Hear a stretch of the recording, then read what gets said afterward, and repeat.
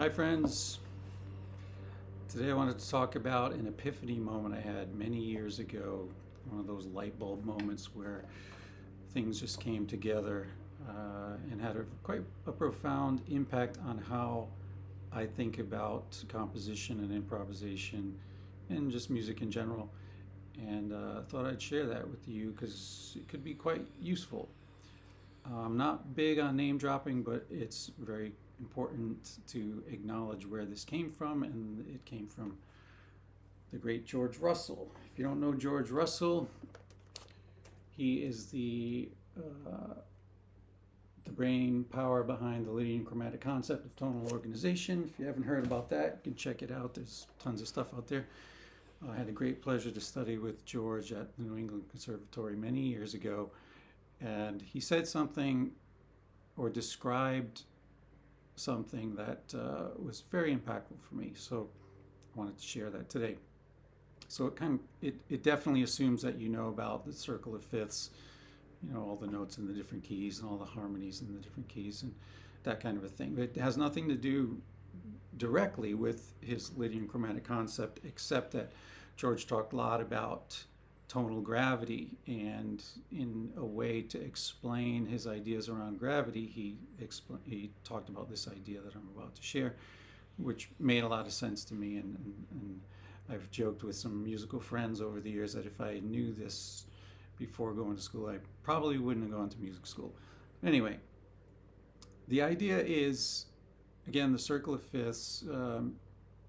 I'm not going to go into what that is, so you'd have to study it on your own. I'm hoping you know what that is. What George talked about with tonal gravity is, let's pick a simple example, the key of C, right? The fundamental of the note C and its relationship to the circle. So I do want to explain before getting into this about what he would call the sharp direction and the flat direction. So the sharp direction would be clockwise around the circle of fifths, moving up in fifths, so going from, for example, the key of C to the key of G. We add a sharp, we go to the key of D, we add another sharp, and so on. As we go around the circle clockwise, we're moving in the sharp direction, we're adding a sharp. Conversely, if we move in counterclockwise direction, he calls that the flat direction. So we're adding flats or lowering notes. So it's very important this concept is understood, that moving clockwise is the sharp direction, moving counterclockwise is the flat direction. So if you look at the notes that are in every scale around the circle, we'll take C as our example. If we take the note C, and I'm going to use my freeze pedal to sustain this C, then if I play harmonies, I'm going to use some very simple diatonic harmonies, just seventh chords through the keys. So you can hear that C against the harmonies in some of the other tonalities. So in other words, I have the note C, and now I'm going to play some simple harmonies from the key of C. Of course, works quite well. Now I'm going to move in the flat direction. I'm going to move to the key of F and play those same harmonies in the key of F. The note C is also in the key of F, so that works pretty well. Continuing in the flat direction, the next key is B flat. So if I play those same harmonies in the key of B flat, there's a C in the B flat scale. So these work pretty well as also. And the next would be E flat. There's a C in an E flat scale. So if I play the E flat diatonic harmonies, those work as well. They're supporting the fundamental of C. And the next key would be A flat. So A flat also has a C in it. And the next key would be D flat. D flat also has a C in it. But then when we get to G flat, so now we're halfway through the cycle, we get to G flat. If I play those harmonies, there's no C in the key of G flat. So that sounds quite odd, right? We've left, I got a D flat 7 with there's no C, right? There's a C flat. So it sounds quite dissonant, right? In other words, the fundamental of C, if we move in the flat direction, we can go all the way halfway through the circle, and all of those still support the fundamental in this example of C. If we move in the sharp direction, so this would be going from the key of C to the key of G, there is a C in the key of G. So again, if I play my C, but I play harmonies from the key of G, there is a C in there, so that works okay. But as soon as I go to the next key, D major, there's no C in D major. So if I play those harmonies, it's like, whoa, right? That's not working. It's like, right? So in other words, if you move in the sharp direction, even a little bit, a couple of keys over, you've abandoned the fundamental. So what does all this mean?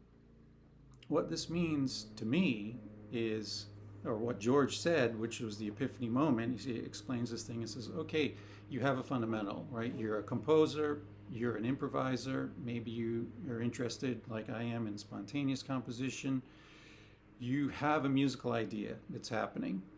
You're playing with a group of people, and you want to extend this idea, right? You're developing it. You can borrow harmonies moving in the flat direction, and those will all support your fundamental. So in other words, if you have a fundamental and you just are playing simply diatonic harmonies, it's going to get boring real fast, right? There's I mean, a million tunes that are, you're not going to create anything new. Borrowing tonalities from the keys in the flat direction can add some color and add some interest while still supporting the fundamental. And you're developing this musical idea, and you want to move around and do things. Well, if you move in the flat direction, it still supports that fundamental. If you move in the sharp direction, if you want to introduce change, right? You've got this idea that you've built on for a while, and the music's happening, and some time has gone by, and it's gone through some variations, and now you want to go somewhere else. Well, in order to lift the music, to go in a place that's new, move in the sharp direction, because this would abandon that fundamental and essentially lift to a different location and add some interest. So it's all about, again, if you're a composer, if you're an improviser, especially if you're interested in spontaneous composition, this kind of idea would be very useful to enhance your musical experience.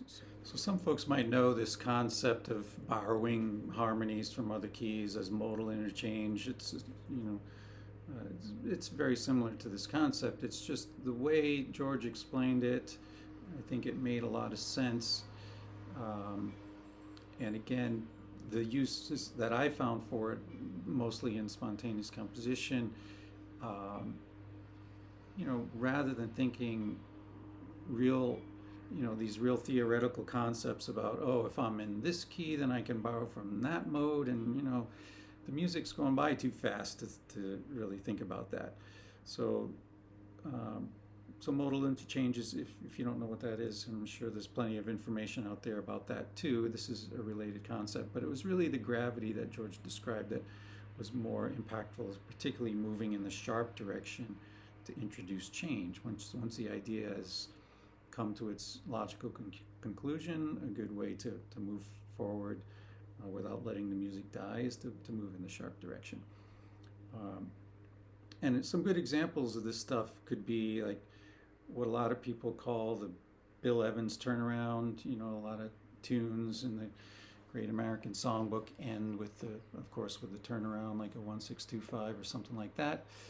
But the Bill Evans turnaround being like in the key, for example, in the key of C, again, simple harmonies, he would play, you know, instead of a 1 and then a 6 and then a 2 and a 5, you know, typical diatonic stuff, the 1, and then he would play the flat 3 major 7, flat 6 major 7, flat 2 major 7, 1. So you know, the Bill Evans turnaround, that's a good example of this thing that I'm talking about. So so yeah, maybe something worth hearing might be, what I'll do is just improvise a bit using C as my fundamental, and then move to some other keys, move to F, move to B flat, move to E flat, move to A flat, move to D flat, and feel that relationship to C,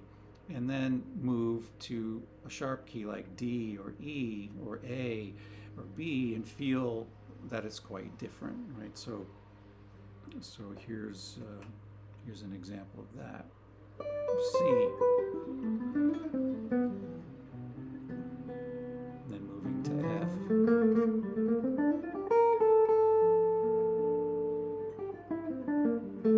And then back to C. And then moving to B flat.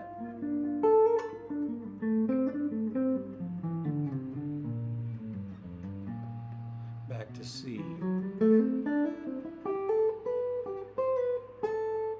To E flat. Little chromaticism in there. Back to C.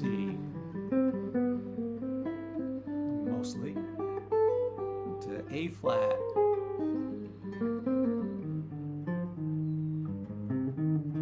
Back to C. Feel it brighten up a bit. To E flat. I'm sorry, to, yeah, well, D flat. That was a missed one.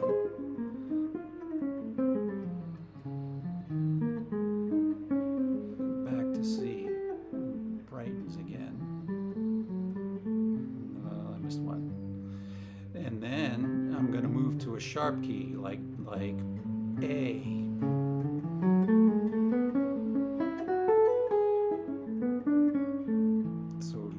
Left the C tonality, right? Move back to C, you can feel it like warmed up. And then I'll move to E. Really brightened, right? Moved, left that fundamental of C, and if I go back to C, it's kind of like it warmed up again. So, you know, hopefully those are some ideas of how you could use it and how the shift feels moving. And the further you go in the flat direction, halfway through the cycle, gives it more and more of a warmth, darker sound. And then as soon as you move in the sharp direction, it gets a much brighter sound. So again, hopefully those are some information you can use in your toolkit. So thank you, George Russell. That was a very epiphany moment for me, something I've always held on to, and I'm hoping you can take this idea and enhance your music with it.